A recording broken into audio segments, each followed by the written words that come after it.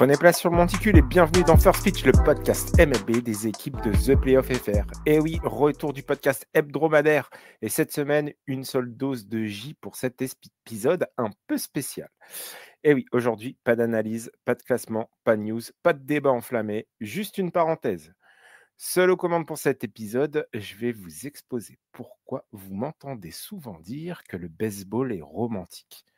On va parler de littérature, de nostalgie et de cette beauté un peu triste qu'il y a dans chaque lancer, chaque swing, chaque défaite magnifique. Je vais me livrer un peu à une expérience un peu différente, vous allez le voir. Une expérience, je dirais, littéraire. Ouais, j'en profite, c'est mon épisode solo, alors installez-vous confortablement. Parce qu'aujourd'hui, on va prendre le temps d'aimer un sport qui, lui, ne compte pas les minutes. Allons-y. Vous vous rappelez tous cette petite phrase de Moneyball? Oh, can you not be romantic about baseball? Le romantisme, c'est pas qu'une histoire d'amour. On a tous une idée du romantisme. Souvent, c'est un mot qu'on associe à l'amour, au cœur qui bat, au coucher de soleil, à deux, les silhouettes au bord d'un lac, main dans la main. Mais en réalité, le romantisme, c'est bien plus que ça. C'est une manière de voir le monde, de le ressentir. Même avant de le comprendre. Le romantisme naît d'un refus, un refus d'un monde froid, mécanique et raisonnable. Les philosophes des Lumières croyaient en la raison, en la mesure, en la clarté. Les romantiques, eux, choisissent le désordre du cœur. Ils affirment que le vrai, le beau, le vivant ne se calcule pas, qu'il se ressent, qu'il se vit, qu'il s'éprouve. Rousseau, Chateaubriand, Lamartine, Musset, tous ont en commun cette conviction que l'homme n'est jamais aussi vrai que lorsqu'il est traversé par ses émotions. Quand il contemple la nature, qu'il pleure devant un paysage, qu'il écoute le bruit du vent dans les arbres ou le silence d'un soir d'été. Quand il aime, même si cet amour le détruit. Le romantisme, c'est l'exaltation du sentiment, mais aussi la conscience du temps qui passe, la beauté de la nature. C'est le goût de la nostalgie, la beauté du souvenir.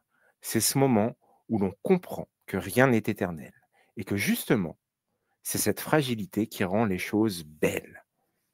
Et puis, il y a cette idée que la défaite fait partie de la grandeur. Le héros romantique n'est pas celui qui gagne, c'est celui qui vit intensément, quitte à tomber. C'est Werther, c'est René, c'est Byron mourant en Grèce.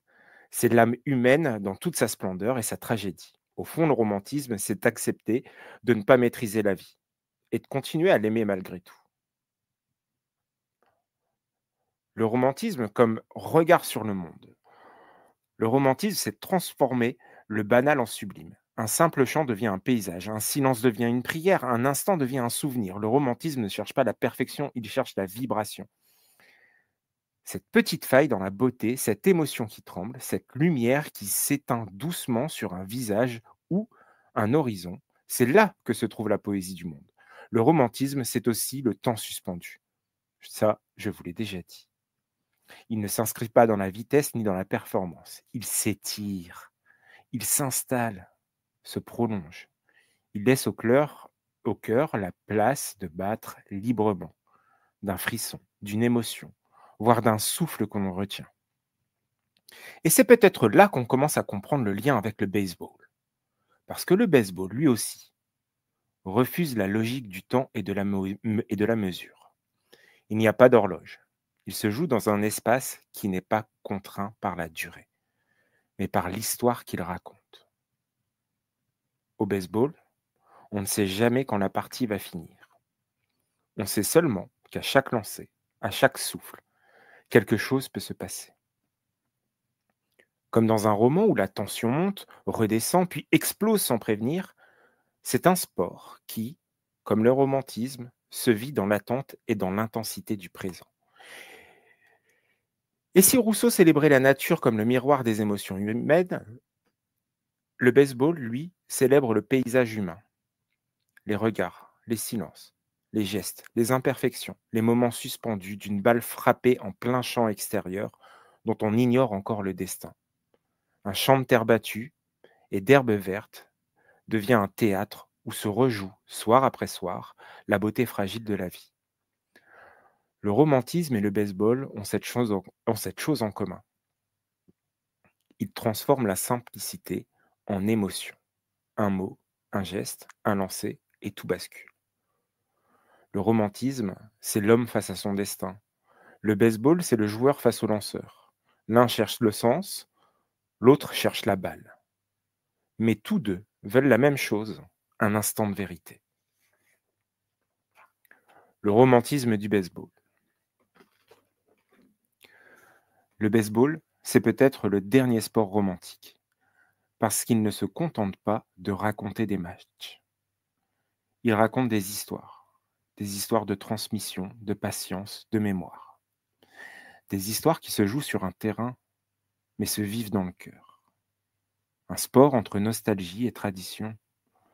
Le baseball, c'est le souvenir du premier match avec son père, le bruit du cuir, d'une balle qui se loge parfaitement dans le gant, le craquement du bois, ce fameux pop d'un swing qui trouve le sweet spot, le crépitement des cacahuètes, le goût du soda tiède au fond d'un vieux stade, l'odeur des hot dogs, des bières.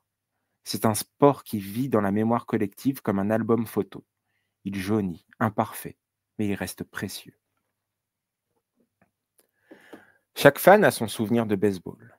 Un home run vu à la télévision, un premier paquet de cartes, une première casquette, un souvenir ramené d'un voyage aux États-Unis, un match d'été, trop long pour les enfants mais trop court pour les rêveurs.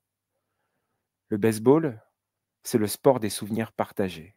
On y parle du Babe, de DiMaggio, de Koufax, de Jackie Robinson, comme on parle de Hugo ou de Baudelaire, des figures de légende, des héros d'un autre temps, et leurs fantômes, qui hantent encore les lieux de leurs exploits, qui apparaissent à l'automne, à la tombée de la nuit, quand l'air se refroidit et que la chaleur de 50 000 fans rencontre ce froid, pour créer une mince pellicule de brume au-dessus du terrain, traversée par l'éclairage du stade. Ces fantômes qui viennent pousser une balle un peu plus loin ou la faire se loger dans un gant. Le romantisme du baseball, c'est cette conscience du passé, cette façon d'aimer le sport, pour ce qu'il est, pour ce qu'il a été, de la même manière pour les deux. Le temps suspendu. Le baseball ne se joue pas contre la montre, pas d'horloge, pas de compte à rebours. Contrairement aux autres ligues majeures où le coup de sifflet final marque la fin, où, à mesure que le temps s'égrène, les espoirs fondent, ici, tant que la balle est en jeu, tant qu'il reste de la vie, tout est possible, même l'impossible. C'est un sport qui s'étire, qui respire, qui prend son temps. Le temps d'un lancer, le temps d'un regard entre le lanceur et le frappeur, le temps d'un souffle dans le stade avant que la balle parte. Ce silence avant le contact, ce battement suspendu, c'est du romantisme pur, parce que le romantisme, c'est justement ça, le refus de la hâte. C'est le choix de la lenteur, de l'attente, de l'intensité contenue. Le baseball, c'est un poème sans métrique. Il commence quand il veut, il finit quand il peut. Et dans cet espace, entre deux manches, entre deux respirations, il nous donne le temps de ressentir. Même nos souvenirs de match s'étirent, comme un ralenti. Repensez un instant à une action. Elle est suspendue. Fermez les yeux, vous la voyez. N'est-elle pas au ralenti? L'atmosphère et les émotions. Regardez un stade de baseball au crépuscule. Les lumières s'allument, le ciel se teint d'orange, la foule se tait. Les chants se mêlent au bruit de la ville, les conversations s'effacent au premier lancer. Il y a dans cette ambiance quelque chose de sacré, comme une messe laïque. Chacun y vient avec ses espoirs, ses peurs, son besoin d'y croire encore, ou juste de savourer le moment sans pression du temps. C'est une vraie parenthèse dans nos vies rythmées, où parfois rien ne s'arrête. Tout est en continu. Mais là, au stade, vous naviguez, vous vous laissez porter par le match, vos envies, et les quelques pièces et billets qu'il vous reste en poche. Et quand la balle s'envole dans le champ extérieur, on retient son souffle. Parce que dans ce moment suspendu, tout peut basculer. La gloire, la défaite, la légende. C'est ça la magie du baseball. Une émotion qui naît du rien, du presque rien. Les histoires humaines. Ce qui rend le baseball profondément romantique, ce sont les destins humains. Des hommes faillibles, souvent blessés, parfois brisés, qui continuent malgré tout. Ce joueur dans un slump qui dure depuis bien trop longtemps, dont on n'attend presque plus rien. Il est fini. Puis, il frappe le coup de sa vie, à un moment inattendu, où même lui ne semblait plus y croire. Celui qui revient d'une blessure ou qui joue son dernier match sans le dire à personne. Le rookie qu'on n'attendait pas et qui devient le héros d'une nuit. Chaque saison, chaque série, chaque match est une tragédie en miniature. Des triomphes et des chutes, des sacrifices et des secondes chances. Le romantisme, c'est aussi ça, l'éloge de l'imperfection. Le baseball ne célèbre pas que les champions. Il célèbre ceux qui essaient encore, ceux qui se sont relevés de la poussière, du dirt. Mais toute beauté porte en elle sa propre mélancolie, car là où il y a victoire, il y a aussi l'ombre de la défaite. La beauté de la défaite. Et puis il y a cette chose rare, la défaite belle, celle qui fait mal, mais qu'on garde en mémoire comme une chanson triste. C'est le romantisme dans sa forme la plus pure. Souffrir, mais aimer quand même.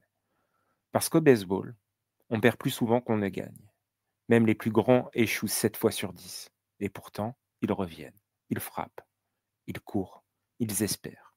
Ils continuent d'aimer ce jeu qui, parfois, ne leur rend rien. C'est peut-être ça, au fond, le romantisme du baseball. Aimer un sport qui nous brise le cœur et y retourner le lendemain, comme si ne rien n'était. C'est dans cette douleur belle que réside tout le charme du baseball. La victoire a son éclat, mais la défaite a son âme. Et parfois cette âme se révèle dans un seul match, un seul instant. Un Game 7, un pop qui vous fait lever les yeux dans le ciel comme un enfant qui entend au loin un feu d'artifice. Une balle qui s'envole dans la nuit, un stade qui retient son souffle. Et c'est là, dans ce silence suspendu, que tout commence.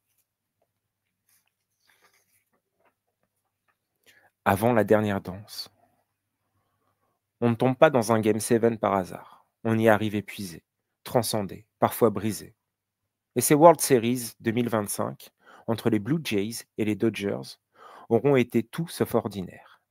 Une œuvre en 7 chapitres, oscillant entre domination, imprévu et résilience.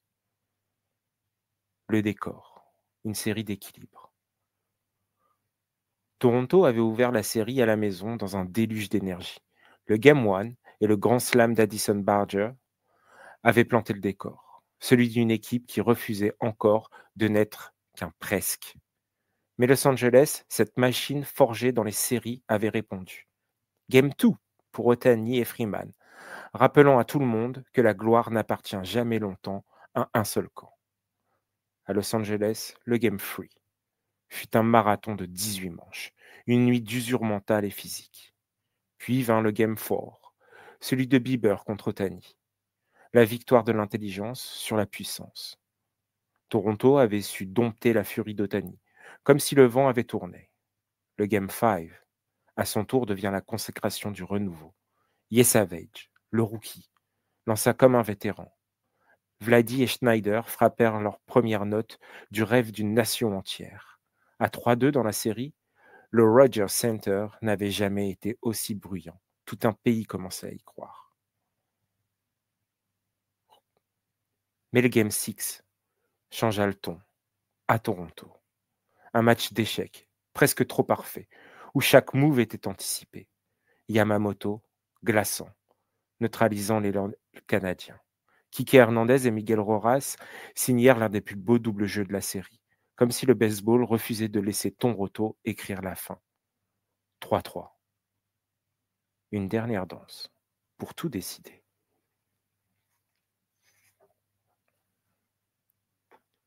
Les personnages. Deux visions du monde. Toronto, le cœur d'un pays.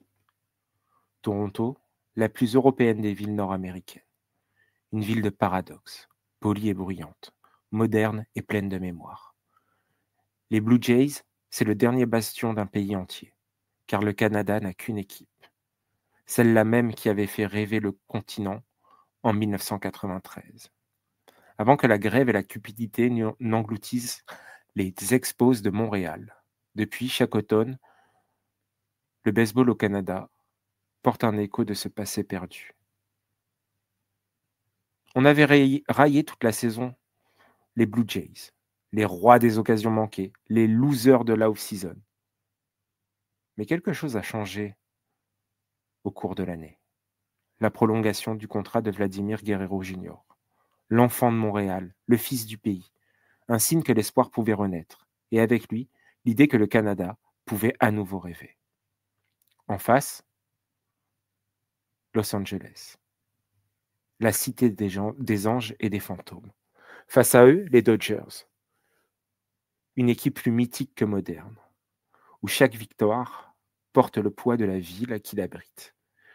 Des gradins du Chavez Ravine, on sent les âmes latines qui portent cette franchise depuis le Bronx. Los Angeles ne joue pas simplement pour gagner, elle commémore. Et c'est là que le baseball devient presque mythique. Quand Freeman frappe le walk-off à Cher en World Series 2024, on jure voir un ange descendre sur le stade. Cet ange qui lie toute une communauté latino-américaine à un stade, à une équipe. Ce peuple qui célèbre ses morts vient communier dans un Dodger Stadium construit sur le cimetière de leurs ancêtres. Un an plus tard, cet ange semble encore planer au-dessus du club. Celui qui relie les Freeman, Betts, Ohtani, Yamamoto, avec toute une communauté, avec leur destin. Les Dodgers, ce ne sont pas seulement une équipe, ils sont une mémoire vivante, une mémoire du lieu et du sport. La nuit du Game 7. Tout est en place. Un pays contre une cité. L'espoir contre l'histoire. Toronto pour la mémoire de ses pères, Los Angeles pour les fantômes de ses collines. Il ne reste plus qu'une nuit. Une nuit où le temps n'existe plus, où chaque lancé peut changer le destin. Une nuit romantique. Parce qu'elle n'est faite que de frissons, de peurs, de belles illusions. Et quand la batte de Kirk se brisa plus tard, avec tous les espoirs d'une nation, on se dira peut-être que c'était déjà écrit. L'instant avant la tempête. Comme je vous l'ai dit, un Game 7, ce n'est pas un match. C'est une frontière. Le moment où tout ce qui a été vécu avant ne compte plus. Et où tout ce qui suivra dépendra d'un seul swing, d'un seul lancer, d'un seul regard. Toronto, ce soir-là, respire la foi d'un peuple. Dans les gradins du Rogers Center, on ne parle plus que d'une chose. C'est plus qu'un simple titre. C'est une rédemption. Celle d'un pays qu'on avait oublié sur la carte du baseball. Celle d'une génération de joueurs qu'on disait incapables de finir. Celle de Vladimir Guerrero Jr., l'enfant revenu à la maison pour offrir à tout un peuple ce qu'il croyait perdu depuis 1993. De l'autre côté, Los Angeles avance sans peur. Les Dodgers ont connu le chaos, la gloire, les miracles, les blessures. Mais ils ont gardé ce que peu d'équipes savent conserver, la sérénité du destin. Ils ne cherchent plus à prouver, ils viennent seulement conclure. Entre les deux clubs, il n'y a plus de plan, plus de statistiques, plus de calculs.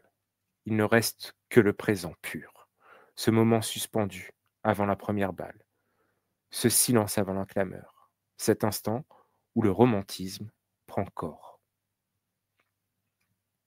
Le baseball n'a pas d'horloge, mais il a une âme. Et cette âme, cette nuit-là, allait choisir son camp.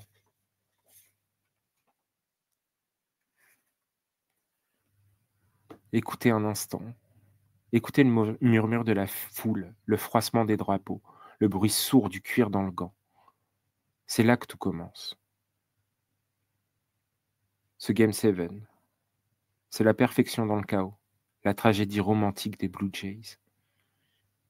Il y a, avant certains drames, une clarté presque insolente. Toronto, jusque-là, joue juste, propre, presque simple. Le plan est net.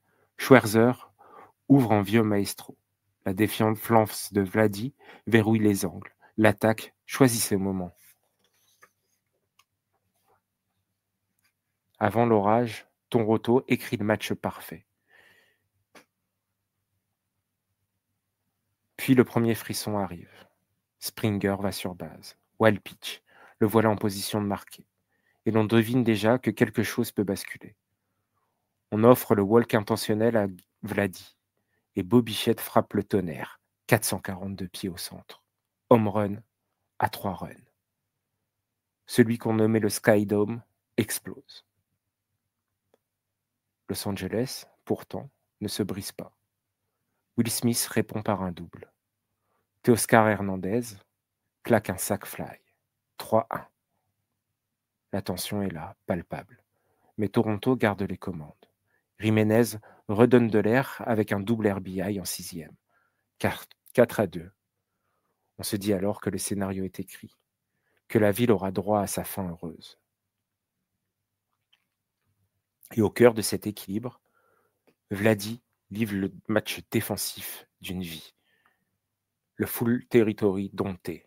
Un double jeu 3-6-3 exécuté comme dans un manuel. Main douce et retour sur base d'une perfection glaciale. Ce soir-là, Vladi ne joue pas seulement première base. Il incarne la franchise et tous les espoirs d'un pays.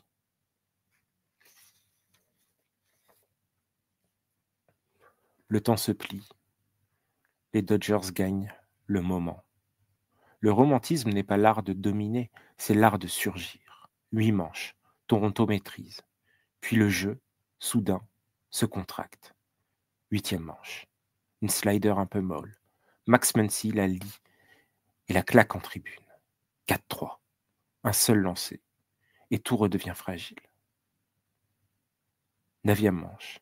Miguel Rojas, le vétéran de l'ombre, égalise d'un home run à gauche. 4-4. Le Rogers Center passe de la confiance à la stupeur en un battement de cils. Et Rojas ne s'arrête pas là. Sur une balle frappée au sol, avec les bases en mouvement, le jeu au marbre est tenu. L'égalisation préservée d'un cheveu. Ici, les millimètres, les millisecondes écrivent l'histoire. 10e manche. Les Dodgers menacent encore. Paresse se fait couper au marbre sur un force out. La dramaturgie reste à son point d'ébullition. Toronto s'en sort, mais on sent que le temps romantique a déjà changé de densité. Plus rien ne s'étire. Tout se resserre.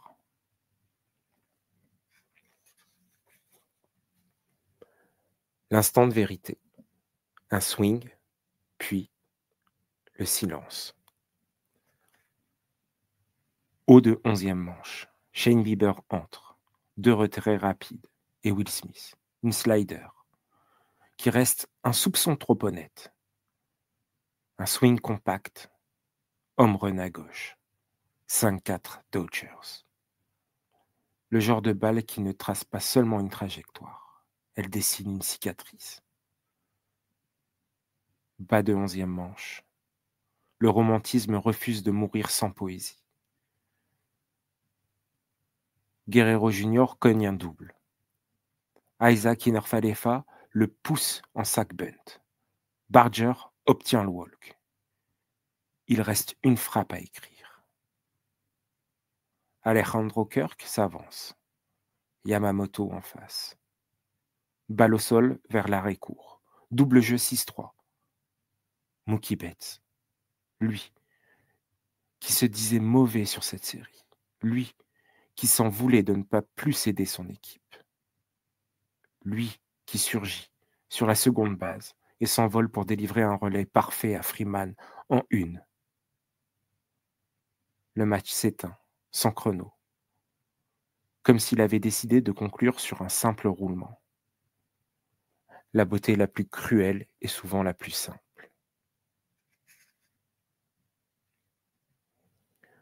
Ce que le Game 7 nous dit du romantisme. Toronto a tout bien fait pendant 8 manches. Plan, exécution, geste juste. Mais le romantisme n'offre pas la victoire à ceux qui méritent. Il choisit son instant. Les Dodgers ont perdu la plupart des chapitres. Ils ont gagné la dernière phrase. Muncy pour rouvrir l'histoire, Roras pour la sauver, Smith pour l'achever, et Yamamoto pour sceller la couverture autour. Ce Game 7 est un miroir, du temps suspendu, aucune horloge, juste des instants à dompter, de la nostalgie. On se souviendra de la batte brisée de Kirk au milieu des Dodgers célébrant la victoire, de la défaite sublime. Toronto ne s'effondre pas, il perd magnifiquement. Le baseball ne récompense pas toujours le plus fort. Il révèle le plus juste au moment juste.